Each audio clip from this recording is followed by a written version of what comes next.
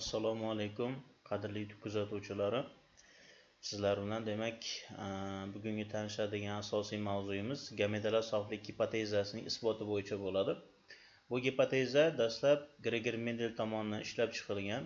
Ya'ni bu soflik gipotezasining asosi shuki, jinsiy hujayralar hosil bo'lishida gametalar juft allel gendan faqat bittasiga ega bo'ladi degan gipoteza hisoblanadi. Gregor Mendel yaratgan, keyinchalik esa buni aniq isbotlari, dalillari bilan isbotlab yetgan olimlar demak Boveri va Setton degan olimlar hisoblanadi.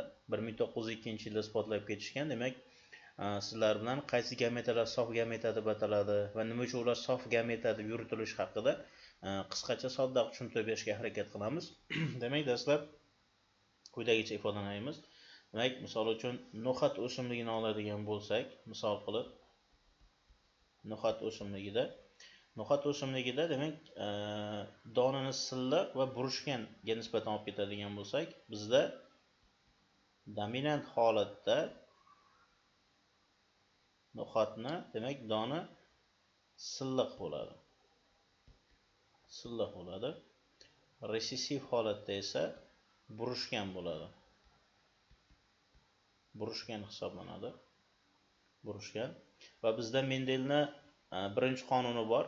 Birinchi bo'g'inda bir xillik qonuni hisoblanadi.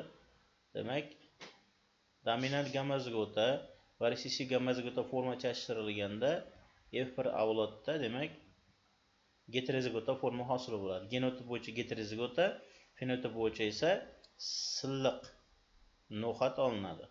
Ya'ni bu Mendelning birinchi qonuniga mos keladi. Birinchi bo'g'inda bir xillik qonuni hisoblanadi. Endi ikkinchi qonuni bo'yicha oladigan bo'lsak, olingan F1 avlodni o'zaro chachtiramiz. Demak, heterozigota avlod olingan edi. Uni o'zaro chachtiradigan bo'lsak, F2 avlodda demak fenotip taychasi bo'yicha olib ketamiz. Demak, bundan ikki xil gameta hosil bo'ladi. Bundan ham ikki xil gameta hosil bo'ladi. Hop, taychaga qo'yib oladigan bo'lsak, mana shu holda ifodalanadi. Hop, buni tahlil qiladigan bo'lsak, genotip bo'yicha demak 1 2 1 nisbatda avlod olinadi. 1 2 1 nisbatda. Fenotip bo'yicha esa demak silliq va bitta burishgan chiqadi. Demak, 3 bir nisbatda avlod olinadi. Endi mana shu to'rala gametadan biz qaysi gametalar sof deb atalishi, nimaga sof deb atalishini oladigan bo'lsak, bu to'rala organizmdan sof gametalar mana bu dominant gamma-zigota hamda resessiv gamma-zigotalar hisoblanadi. Ya'ni to'rtta organizmdan ikkitasi sof gametalar hisoblanadi va bular nima uchun sof gameta deb ataladi degan bo'lsak, agar bu olingan avlodni mana bular va bularni biz sof gameta deb atayapmiz. Sof gameta. Nima uchun sof gameta deb ataladigan bo'lsa, masalan, dominant gamma-zigotadan oladigan bo'lsak, buni o'zaro chashtiradigan bo'lsak, bizda xuddi o'ziga o'xshash avlod olinadi. F3 da mana bunga nisbatan bu F2 avlod hisoblanadi.